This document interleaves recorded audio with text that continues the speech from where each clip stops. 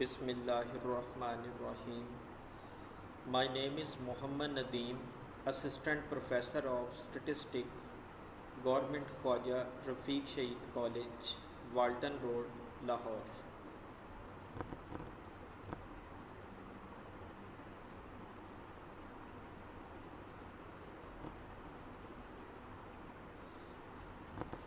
Student, आज का हमारा लेक्चर नंबर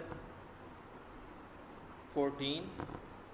इस लेक्चर में हम chapter number 11 sampling techniques and sampling distribution को डिस्कस करेंगे। स्टूडेंट, आज के लेक्चर में हम चैप्टर नंबर 11 की डेफिनेशन को डिस्कस करेंगे।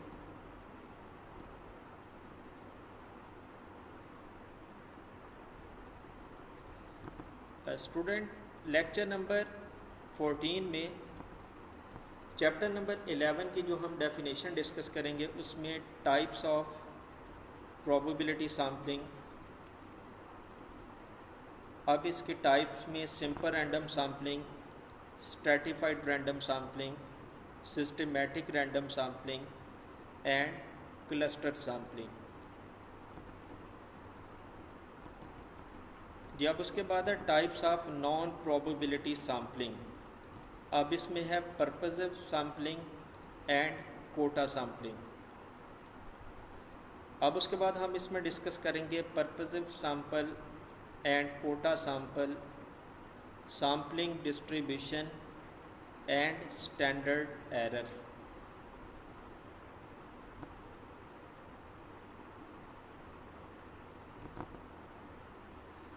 अब student, types of probability sampling जो कि अभी हमने 4 देखी हैं, अब इसमें ये सारी की सारी डिस्कस करने की ऐसा ज़रूरत नहीं होती। पेपर में जो फर्स्ट ईयर में सेकंड ईयर में आपकी बुक में जो डेफिनेशन आएगी वो सिंपल रैंडम सैम्पलिंग की ही आती है, तो आप इसी को सिर्फ अंडरस्टैंड कर लें।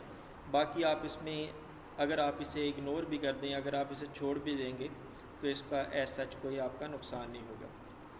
अब स्टूडेंट, सिंपल रैंडम सैम्पलिंग और रैंडम सैम्पलिंग में हम थोड़ा सा डिफरेंस पहले देख लेते हैं। फिर स्टूडेंट, रैंडम सैम्पलिंग में हम ये कहते हैं कि व्हेन वी सिलेक्ट, जब हम पॉपुलेशन से सैंपल कुछ इस तरह सेलेक्ट करते हैं कि पॉपुलेशन के हर यूनिट के कुछ ना कुछ चांस हैं सैंपल में सेलेक्ट होने के। पॉपुलेशन के हर यूनिट के कुछ ना कुछ चांस हैं सैंपल में सेलेक्ट होने के, तो इसको हम कहते हैं रैंडम सैम्पलिंग या प्रोबेबिलिटी सैम्पलिंग। लेकिन स्टूडेंट, अगर हम ये कहें कि पॉपुलेशन के हर यूनिट के सैंपल में सेलेक्ट होने के इक्वल चांस हैं, अब सब के चांस बराबर हैं, इक्वल चांस हैं। रैंडम सैम्पलिंग में आपने क्या कहना है कि हर एक के चांस हैं लेकिन किसी के कम हैं, किसी के ज़्यादा हैं। और सिंपल रैंडम सैम्पलिंग में हमने क्या कहना है कि पॉपुलेशन के हर यूनिट के सैंपल में सेलेक्ट होने के चांस इक्वल चांस हैं। इस सैम्पलिंग को कहते हैं सिंपल रैंडम सैम्पलिंग। अब हम इसकी डेफिनेशन को देखते हैं। When we select a sample from population in such a way that each unit of population has an equal chance to be selected in a sample is called simple random sampling। तो student, आपने इसमें note किया कि chance भी हैं और chance कितने हैं, इक्वल चांस हैं। और किस में सेलेक्ट होने के, सैंपल में। और कहाँ से, पॉपुलेशन से सैंपल में सेलेक्ट होने के जो चांस हैं वो इक्वल हैं। दोबारा देखिएगा, when we select a sample, जब हम सैंपल सेलेक्ट करते हैं फ्रॉम पॉपुलेशन से, इन सच अ वे दैट, इस तरीके से, ईच यूनिट ऑफ पॉपुलेशन, के पॉपुलेशन का हर unit has an equal chance, कि उसके इक्वल चांस हों, टू बी सिलेक्टेड, सेलेक्ट होने के, किस में, इन अ सैंपल। अगर पॉपुलेशन के हर यूनिट के सैंपल में सेलेक्ट होने के इक्वल चांस हो जाएं, तो इस तरह जो सैम्पलिंग हो रही होती है उसको हम कहते हैं simple random sampling. Simple random sampling is used when population is homogeneous. आप सिंपल रैंडम सैम्पलिंग को कब यूज़ करते हैं? जब आपकी पॉपुलेशन क्या है? पॉपुलेशन होमोजीनियस है। अब स्टूडेंट होमोजीनियस को हम थोड़ा सा देख लेते हैं कि होमोजीनियस क्या है। स्टूडेंट होमोजीनियस का मतलब है एक जैसी, सारे के सारे यूनिट एक जैसे हों तो इसका मतलब है हम कहते हैं हमारी पॉपुलेशन होमोजीनियस है। अब स्टूडेंट इसकी हम एक एग्जांपल लेते हैं। अगर हमारी क्लास में सारे के सारे स्टूडेंट बॉयज़ हैं और हम उसमें से सैंपल सेलेक्ट कर रहे हैं तो इसका मतलब है हमारी पॉपुलेशन में सब का जेंडर क्या है। स्टूडेंट का जेंडर के लिहाज से कॉलेज होते हैं, या तो बॉयज़ होते हैं या गर्ल्स होते हैं। तो अगर हमारी क्लास में सारे बॉयज़ बैठे हुए हैं तो इसका मतलब है जेंडर के लिहाज से हमारी क्लास क्या है? होमोजीनियस है। और स्टूडेंट अगर हमारी क्लास को एजुकेशन है हमारे कॉलेज में, और अगर उसमें बॉयज़ भी हैं और उसमें गर्ल्स भी हैं तो इसका मतलब है अब ये जो क्लास है ये जेंडर के लिहाज से होमोजीनियस नहीं है, क्योंकि इसमें दोनों जेंडर के लोग मौजूद हैं, कुछ बॉयज़ हैं और कुछ आपके पास क्या है? गर्ल्स हैं। तो पॉपुलेशन होमोजीनियस कब होगी? जब उसमें सारे के सारे यूनिट किसी एक खूबी के लिहाज से सारे के सारे एक जैसे हों। तो सिंपल रैंडम सैम्पलिंग हमने कब यूज़ करनी है? जब हमारी पॉपुलेशन क्या होगी? होमोजीनियस होगी। और स्टूडेंट अगर सिंपल रैंडम सैम्पल की डेफिनेशन आ जाए तो आप क्या करेंगे? ये सारी डेफिनेशन लिखेंगे। कहाँ से? देखिएगा, सिंपल रैंडम सैम्पल में क्या करना है? When we select a sample from population in such a way that each unit of population has an equal chance to be selected in a sample is called simple random sampling। आगे क्या लिखेंगे? And sample selected by this method is called simple random sample। अब बाकी ये stratified random sampling की definition को आप इसमें छोड़ सकते हैं, सिस्टमेटिक छोड़ सकते हैं, क्लस्टर भी आप इसमें छोड़ दीजिएगा। अब ये जो सिंपल रैंडम सैम्पल की डेफिनेशन मैंने आपको पहले बताई है वो यहाँ लिखी भी हुई है, यहाँ से भी आप देख लें दोबारा। When we draw a sample from population in such a way that each unit of population has an equal chance to be selected in a sample is called simple random sampling. यहाँ तक तो simple random sampling की definition है। आगे अगर आप ये लिख दें, the sample selected by this method is called simple random sample. बाकी वही आगे लिखा है कि we use simple random sampling when our population is homogeneous. या अब उसके बाद नेक्स्ट डेफिनेशन पे। अब स्टूडेंट उसके बाद types of non probability sampling. तो नॉन प्रोबेबिलिटी सैम्पलिंग हमने क्या कहा था? When we select a sample from population, जब हम अपनी पॉपुलेशन से सैम्पल सेलेक्ट करते हैं किसके लिहाज से? According to their own judgement, अपनी जजमेंट के लिहाज से। तो जब भी हम अपनी जजमेंट को शामिल करते हैं तो कुछ यूनिट जिनको हम लाइक नहीं करेंगे उनको हम सैम्पल में सेलेक्ट नहीं करेंगे। इसका मतलब है कि कुछ यूनिट के तो सिलेक्ट होने के चांस होंगे और कुछ के चांस बिल्कुल नहीं होंगे। इस तरह की जो सैम्पलिंग होती है इसको हम कहते हैं नॉन प्रोबेबिलिटी सैम्पलिंग। अब इसमें देखिए पर्पसिव सैम्पलिंग। अब स्टूडेंट पर्पसिव सैम्पलिंग क्या है? आपका कोई पर्पज़ है। अब इसमें देखिए पर्पज़ क्या है कि ऐसे लोगों को से मिलना, ऐसे लोगों की इनकम को पूछना जो कि डॉक्टर हैं। तो आप इसमें देखिए स्टूडेंट, क्या आप इसमें रैंडम सैम्पलिंग कर सकते हैं? नहीं कर सकते। क्यों? अगर आप रैंडमली सिलेक्ट करेंगे तो बहुत सारे ऐसे लोग सिलेक्ट हो जाएंगे जो कि डॉक्टर नहीं हैं, जबकि आपका पर्पज़ क्या है? आपका पर्पज़ है ऐसे लोगों से मिलना जो कि डॉक्टर हैं। तो स्टूडेंट आप पर्पसिव सैम्पलिंग में क्या करेंगे? अपनी जजमेंट को शामिल करेंगे और सिर्फ ऐसे लोगों से मिलेंगे कि जो कि डॉक्टर हैं, और उनसे जो भी आप इसमें डाटा लेना चाहते हैं आप उनसे कलेक्ट कर लेंगे। अब आप इसकी डेफिनेशन देखिएगा। When we draw a sample from population to meet some purpose when we draw a sample, जब हम सैम्पल को ड्रॉ करते हैं फ्रॉम पॉपुलेशन, किस काम के लिए? टू मीट सम पर्पस, एक ख़ास मकसद के लिए। जब आपने किसी ख़ास मकसद के लिए सैम्पल लेना है तो फिर लेना भी वहाँ से है जहाँ ये ख़ास मकसद मौजूद होगा।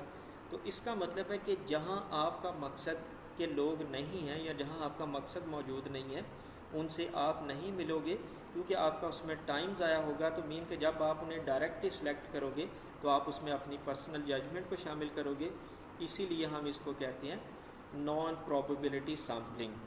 अब उसके बाद है कोटा सैम्पलिंग। अब स्टूडेंट इसमें देखिए कोटा बना होता है, जैसे आप इसमें देखें कि अगर तो हम पंजाब की बात करते हैं तो पंजाब में जितने लोग जॉब के लिए सिलेक्ट होते हैं इनका कोई मखसूस कोटा नहीं होता। पंजाब के हो सकता है कि जॉब में सारे के सारे लाहौर के लोग सिलेक्ट हो जाएं, हो सकता है सारे के सारे मुल्तान के सिलेक्ट हो जाए, इसमें कोई कोटा नहीं है। लेकिन स्टूडेंट आप याद रखिएगा, जो हमारी वफाकी हुकूमत है, जो हमारी फेडरल गवर्नमेंट है, वहाँ कोटा होता है।